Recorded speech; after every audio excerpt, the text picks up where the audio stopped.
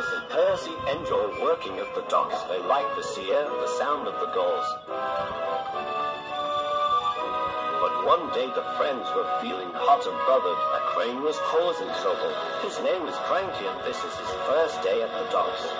You useless little bugs, he called from above. If you put these trucks on the inside lines, I wouldn't have so far to travel. Rubbish, said Thomas. We always arrange our trucks like this, and no other crane has complained before. Well, I am complaining now, and Cranky bangs his load down on the seaside. Later, the two engines met Gordon and James and told them about Cranky. Trains are airy-fairy things. They need a lot of attention like me. In fact, said Gordon, you should see the situation from Cranky's point of view, said James. He's high up in there coping with wind, rain and baking some. Then he looks down and sees you two little engines being annoying. No wonder he calls you bugs. When Cranky heard that the big engines agreed with him, he grew bossier still. Come on, push those freight cars closer to me. But Percy was too upset to concentrate and pushed the freight cars too far. Poor Percy. Then Cranky played a trick on Thomas. Push your freight cars onto the outside line. It's easier for me to load up. So Thomas did.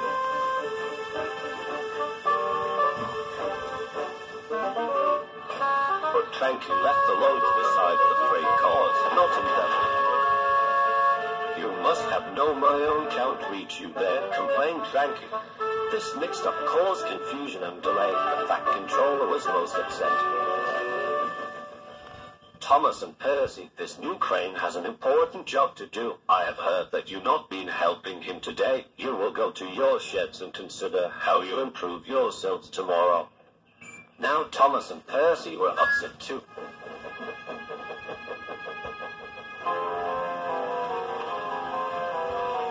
That evening, a big storm raged across the island.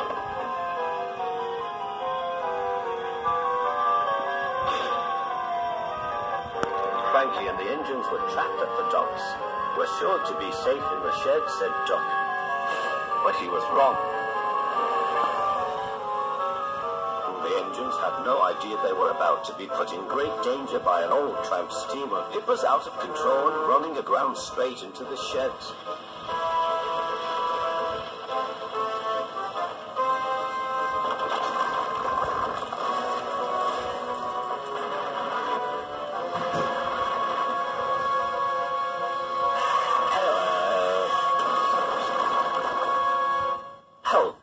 Engines from inside the shed.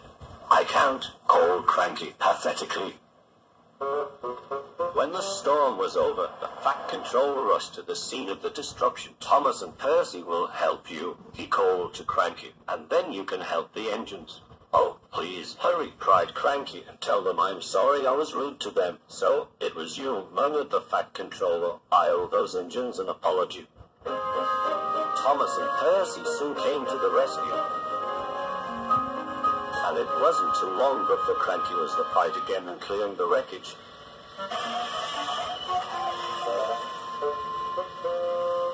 At last, all the engines were free. Oh, thank you, said Gordon. What would I have done without you? Well, I had to be rescued before I helped you, but I never thought it would be by a couple of bugs. Cranky was about to say bugs, but he quickly corrected himself.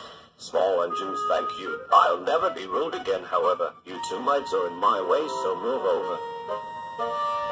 Said Percy. He's back to bugging us. Don't move. You're still attached to Cranky. But it was too late. Cranky still looks down at the two little engines, but ever since that stormy night, he never calls them bugs or mites, because he knows they may bite back.